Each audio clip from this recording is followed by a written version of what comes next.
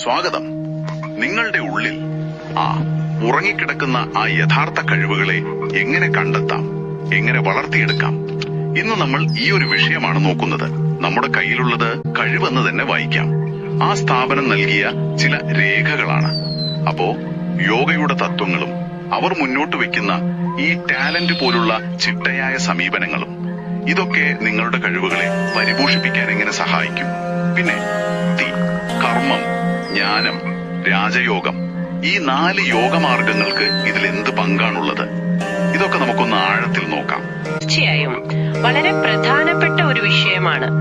ഓരോ വ്യക്തിയിലും ഒരു പ്രതിഭയുടെ ഒരു അംശമുണ്ട്. ഒരു വിത്ത് പോലെയാണത്. അത് പുറത്തു വരാൻ ശരിക്കും കാത്തിരിക്കുകയാണ്. അതിന് വേണ്ടതെന്താന്ന് വെച്ചാൽ സ്വയം തിരിച്ചറിവ് വേണം, കുറച്ച് പരിശീലനം വേണം, പിന്നെ ശ്രദ്ധയോടെയുള്ള പ്രവർത്തനം. ഇടുന്നത് ഈ AI, യോഗ, പിന്നെ ലൈഫ് സ്കിൽസ് ഇതൊക്കെ ഒരുമിച്ച് കൊണ്ടുവന്ന് ഈ കഴിവുകളെ വളർത്താനാണ്. അത് ചിലപ്പോ ക്രിയേറ്റീവ് ആകാം, അല്ലെങ്കിൽ ബുദ്ധിപരമാകാം, സാമൂഹികമാകാം, പലതരത്തിലുണ്ട്. ഈ കഴിവ് തിരിച്ചറിയുകയും അതിനെ ഒന്ന് വളർത്തുകയും ചെയ്യുന്നത് അത് വ്യക്തിപരമായ ഒരു സംതൃപ്തിക്കും പിന്നെ സമൂഹത്തിന് നല്ല സംഭാവനകൾ നൽകാനും അത്യാവശ്യമാണ്. അതെ. അപ്പോ ഈ കഴിവിനെ വളർത്തുന്നതില് യോഗയ്ക്ക് വലിയൊരു പങ്കുണ്ട് എന്ന ഈ രേഖകളിലൊക്കെ എടുത്തു പറയുന്നുണ്ട്. വെറുമൊരു ശാരീരിക വ്യായാമം മാത്രമല്ല യോഗ. ജീവിതത്തെ മൊത്തത്തിൽ കാണുന്ന ഒരു ദർശനമാണത്. പിന്നെ യോഗ ജീവിതത്തിന്റെ A മുതൽ Z വരെ എന്ന് പറയുന്നുണ്ടല്ലേ, ഏകദേശം ഒരു 30 തത്വങ്ങൾ. അതിലൂടെ ജീവിതത്തിന്റെ ഒരു സമഗ്ര വളർച്ചയാണ് അവർ നോക്കുന്നത്. അതെ, ആ AZ ചട്ടക്കൂട് അതൊരു വലിയൊരു ചിത്രമാണ് നൽകുന്നത്. A four action, D four discipline, H four health, അങ്ങനെ പോകുന്നു. പക്ഷേ ഈ കഴിവ്, ടാലന്റ്, അതിനെ നേരിട്ട് വളർത്താൻ സഹായിക്കുന്ന ഒരു രീതിയായി അവർ പ്രത്യേകം പറയുന്നത് അവരുടെ ടാലന്റ് എന്ന ഫ്രെയിംവർക്കിനാണ്. അതാണ് എനിക്ക് തോന്നുന്നത് കൂടുതൽ പ്രായോഗികമായിട്ട് അവർ അവതരിപ്പിക്കുന്നത്. ഇത് യോഗയുടെ ആ 4 പ്രധാന വഴികളുമായിട്ട്, അതായത് കർമ്മയോഗം, ഭക്തിയോഗം, ജ്ഞാനയോഗം, രാജയോഗം, ഇതുമായി കണക്ട് ചെയ്താണ് അവർ പറയുന്നത്.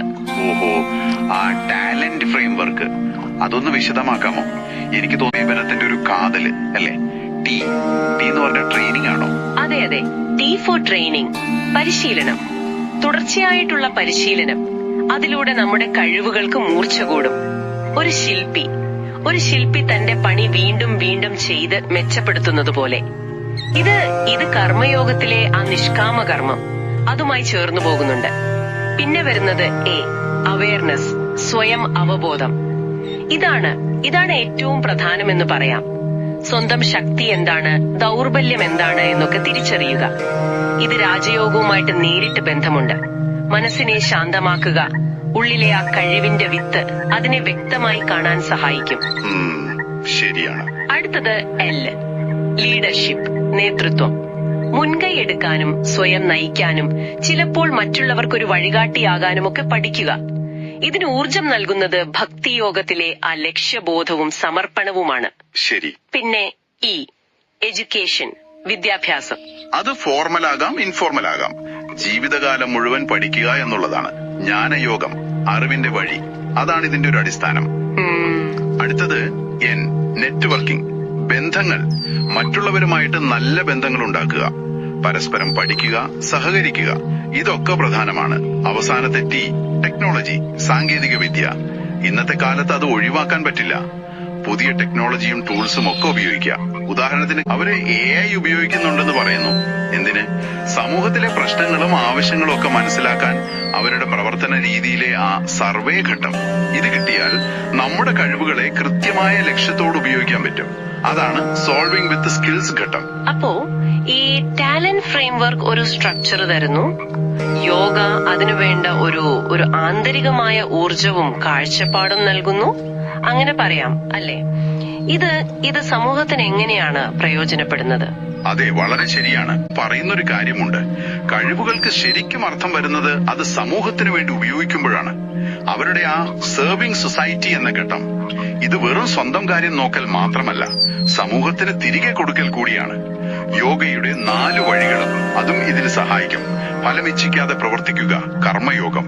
ഒരു വലിയ ലക്ഷ്യത്തിനു വേണ്ടി കഴിവുകളെ ഉപയോഗിക്കുക, ഭക്തിയോഗം. അറിവ് വെച്ച് പ്രശ്നം പരിഹരിക്കുക, ജ്ഞാനയോഗം. ചെയ്യുന്ന കാര്യങ്ങളിൽ പൂർണ്ണ ശ്രദ്ധ കൊടുക്കുക, രാജയോഗം. അവരുടെ ആശയങ്ങൾ അത് ഓർക്കാൻ എളുപ്പമുള്ള ചില വാചകങ്ങളിലൂടെ പറയുന്നുണ്ടല്ലേ. Talent is the seed, with talent we shape it into purpose എന്നൊക്കെ. കഴിവൊരു വിത്താണ്, ടാലന്റ് ഉപയോഗിച്ച് നമ്മൾ അതിനൊരു ലക്ഷ്യമാക്കി മാറ്റുന്നു. ഇതൊരു യാത്ര പോലെയാണ് തോന്നുന്നത്. അതെ അതെ, ഇതൊരു തുടരയാത്രയാണ്. അവര് പറയുന്ന പോലെ ആദ്യം ആ വിതിനെ കണ്ടെത്തുക, പരിശീലനത്തിലൂടെ അതിനെ വളർത്തുക. യോഗ മനസ്സിനെയും ശരീരത്തെയും കഴിവിനെയും ഒന്നിപ്പിക്കുന്നു, ലക്ഷ്യബോധം നൽകുന്നു. പിന്നെ സമൂഹത്തെ സേവിക്കുക. ഇതൊരു മാരത്തോൺ ഓട്ടം പോലെയാണ്. ചെറിയ ചുവടുകൾ പോലും പ്രധാനമാണെന്ന് പറയുന്നുണ്ട്. യോഗയിലെ ആ അഭ്യാസം എന്ന ആശയം പോലെ നിരന്തരമായി ശ്രമിച്ചുകൊണ്ടിരിക്കുക. അപ്പൊ ഇന്നത്തെ നമ്മുടെ ഈ ഒരു ചർച്ചയിൽ നിന്നും മനസ്സിലാക്കാവുന്ന പ്രധാന കാര്യം ഇതാണല്ലേ. നിങ്ങളുടെ ഉള്ളിലുള്ള ആ ഒരു കഴിവ്, ആ വിത്ത്, അത് വെറുതെ ഇരുന്നാൽ വളരില്ല.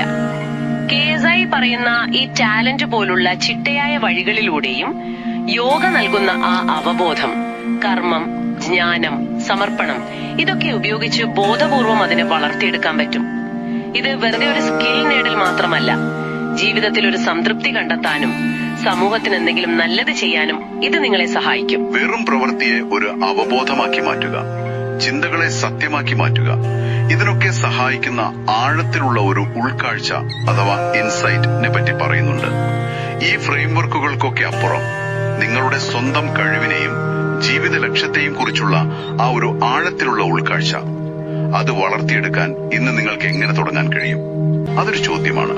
തീർച്ചയായും ഈ യാത്രയിൽ നിങ്ങൾക്ക് താല്പര്യമുണ്ടെങ്കിൽ ബന്ധപ്പെടാനുള്ള വിവരങ്ങൾ, അവരുടെ ഫോൺ നമ്പറുകൾ 8075822579, 9446376255, ഇമെയിൽ universalyogaclasses@gmail.com, വെബ്സൈറ്റ് www.ikashive.friends. ഇതൊക്കെ ഈ ചർച്ചയുടെ അടിസ്ഥാനമായ രേഖകളിലുണ്ട്. ഒരുപക്ഷെ വളരെ ലളിതമായി സ്വന്തം ശക്തി എന്താണെന്നൊന്ന് എഴുതി നോക്കുന്നത് തന്നെയാവാം നിങ്ങളുടെ ആദ്യത്തെ ചുവടുവെപ്പ്.